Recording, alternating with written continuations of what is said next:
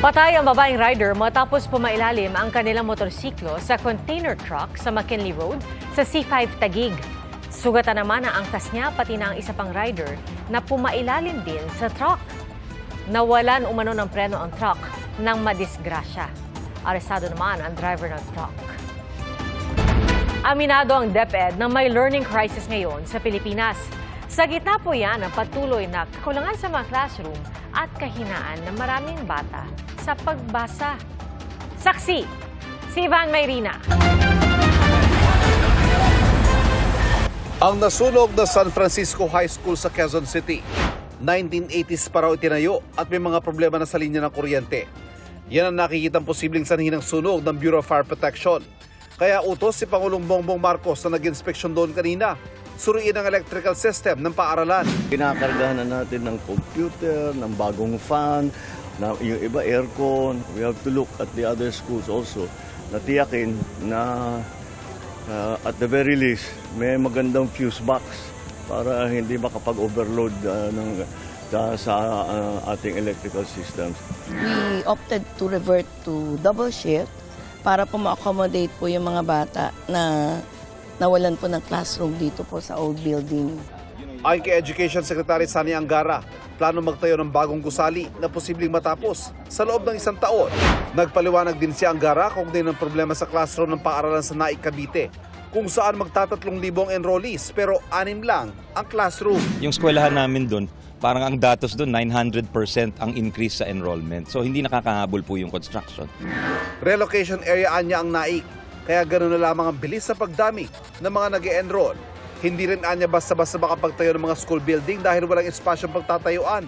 Sa pag-aaral ng Second Congressional Commission on Education o EDCOM-2 at ng Philippine Institute for Development Studies, lumabas sa problema rin ang espasyo sa urban areas para sa ibang bahagi ng Calabarzon, gayon din sa Metro Manila, Soc-Sargen at BARM.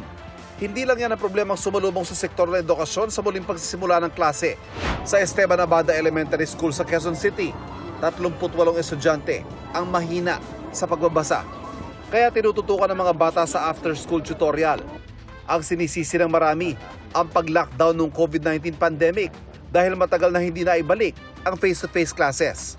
Pero sabi ng United Nations Children's Fund o UNICEF, bago pa ang mga lockdown ay may learning crisis sa bansa.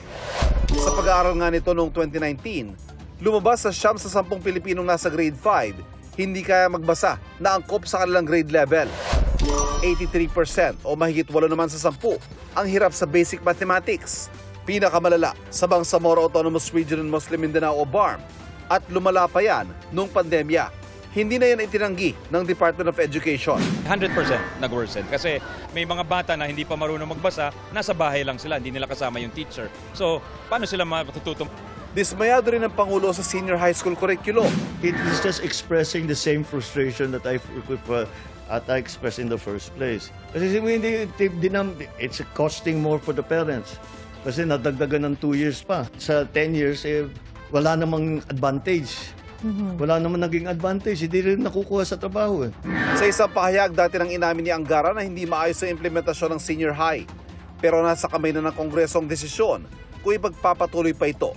Para sa GMA Integrated News, ako si Ivan Mayrina, ang inyong saksi.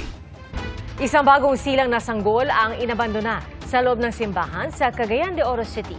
At ayon po sa ilang saksi, nakalagay ang lalaking sanggol sa isang eco bag at iniwan malapit sa tabernacle. Ayon sa parish secretary, 2 babae ang nahagip ng CCTV malapit kung saan natagpuan ang sanggol. Nasa mabuting lagay ang sanggol na nasa pangangalaga ng City Social Welfare Development Office.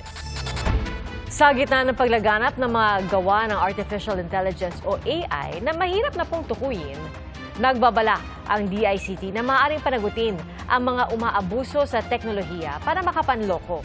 Mungkahi rin ng ahensya, lagyan po ng disclaimer ang mga content na gawa ng AI. Saksi, si Oscar Oida.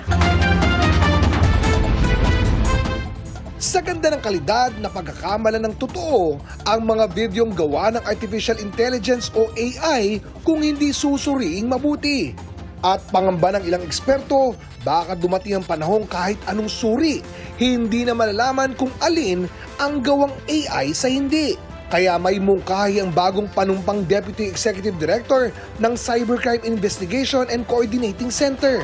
What I'm advocating for is the correct use of these videos and these platforms. Huwag natin sisihin na technology. Andyan yan para pagandahin yung buhay natin. Pangihimok niya, lagyan na ng disclaimer o pasabi ang post o content na likha gamit ang artificial intelligence. Sa FB, pwede nang i-on ang AI label para dyan, pero hindi pa rin ginagawa ng marami. Pwede ring mag-react ang mga user para mag-tag ng comment sa mga post. Makikita nyo ngayon may banner na eh. Pag may flinag na tayo na AI generated, naka-banner na yan. This video is AI generated. Or pag halimbawa, na siya, na verify na siya na deepfake, naka-hide na siya. Tapos, if you want to see the video for reference purposes, at least alam mo na na-flag na siya as deepfake.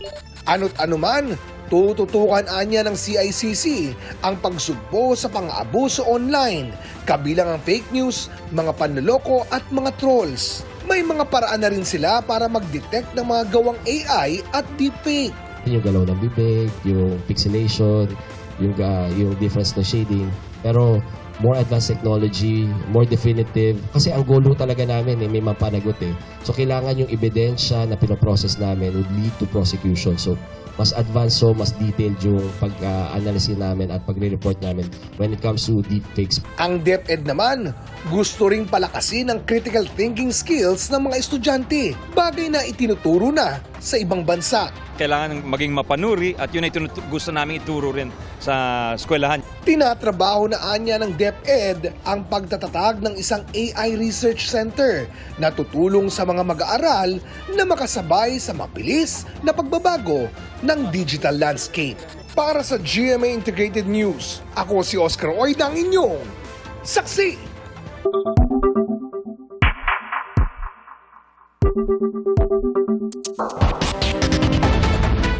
Hindi po ang korte kundi ang defense team ni Vice President Sara Duterte ang totoong kalaban ng House Prosecution Panel. Ayon po yan sa tagapagsalita ng Senate Impeachment Court. Tugon naman ng tagapagsalita ng prosekusyon, hindi nila inaaway ang impeachment court at nananawagan lang silang sundin ang konstitusyon. Saksi, si Mab Gonzalez. Isang linggo na matapos ipag-utos ng impeachment court sa Kamara ang pagsusumite ng sertipikasyon na naaayon sa konstitusyon ang inihain nilang impeachment complaint laban kay Vice President Sara Duterte. Pero hindi pa ito nasusumite ng House Prosecution Panel. It's up to them whether or not to comply or not. But again, this is the order of the impeachment court, and any lawyer worth his salt and any litigant for that matter should comply first before you complain. Buwelta pa ng tagapagsalita ng impeachment court, imbis na ang korte ang pag-initan, dapat paghandaan ng prosekusyon ang defense team ng bise. Huwag daw awayin ang Senado dahil hindi sila ang magkalaban. Ano po motibo nila by criticizing the court? Dapat po yung energy po nila na pagkikriticize sa korte ay ginugugol nga po nila doon sa kanilang kalaban dahil hindi po nila kalaban ng korte. Ang kalaban po nila ay yung kabilang party, yung defense po. So sabi nga po, formidable yung at mga respetableng mga abogado po yung nasa defense team. So paghandaan na lamang po nila. At yun yung awayin po nila at wag po yung impeachment court. Iniiwasan din aniya ng korte na ipakontempt ang prosekusyon. At sana raw, huwag na umabot sa Korte Suprema ang issue dahil baka humaba lang ang proseso. Giit naman ng tagapagsalita ng House Prosecution Panel, hindi sila nakikipag-away, kundi nananawagan lang sa impeachment court na kumilos base sa konstitusyon. We are calling them out to do their constitutional duty. Hindi namin naaway. We are just calling them out to act on the articles and proceed to trials. Wala pa raw desisyon ang prosecution panel kung kailan ipapadala ang kanilang sagot sa impeachment court. May hihingin pa raw silang klarifikasyon mula sa korte. We want a clear understanding of what they really want. Kasi yung kanilang order of returning it is so irregular. It is not contemptible per se, but there are serious repercussions. Why? If we do not comply, the process will be again delayed.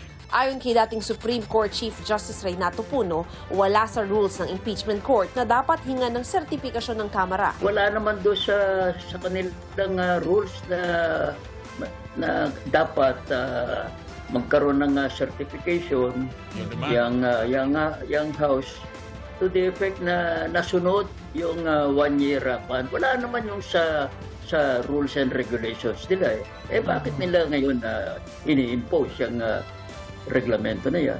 Si Puno ang chairperson ng Philippine Constitution Association o PhilConsa, ang pinakamatandang constitution watchdog ng bansa. Lahat tayo ay napapagalan sa pag-usad ng impeachment complaint dyan sa Senate Impeachment Court. Hindi naman hinihingi ng mga mamamayan na magkaroon ng acquittal or conviction. Basta magkaroon lang ng closure at makita kung ano mga magiging desisyon ng Senate Impeachment Court. Naniniwala raw si Puno na walang dapat kwestiyon na pwedeng tumawid ang impeachment trial mula sa 19th Congress tungo sa 20th Congress. Sa pagsusuri ng maraming dalubhasa sa ating saligang batas. Klarong-klaro naman doon na yung impeachment court is a continuing body. Yung papalit ng judge, hindi rason yun to doubt the continuity of the jurisdiction of the court. Di na ho dapat maging issue. Tama ho ba? Opo, kung susundin nila yung case law dyan, yung jurisprudence, yung practices, hindi na dapat pag-usapan yan. Sa Lunes ang palugit kay Vice President Duterte para sagutin ang summons ng impeachment court. Ayon sa tagapagsalita ng impeachment court, sumagot man o hindi, tuloy ang paglilitis. Para sa GMA Integrated News, ako si Mav Gonzalez, ang inyong saksi. Mga kapuso, maging una sa saksi. Mag-subscribe sa GMA Integrated News sa YouTube para sa iba't ibang balita.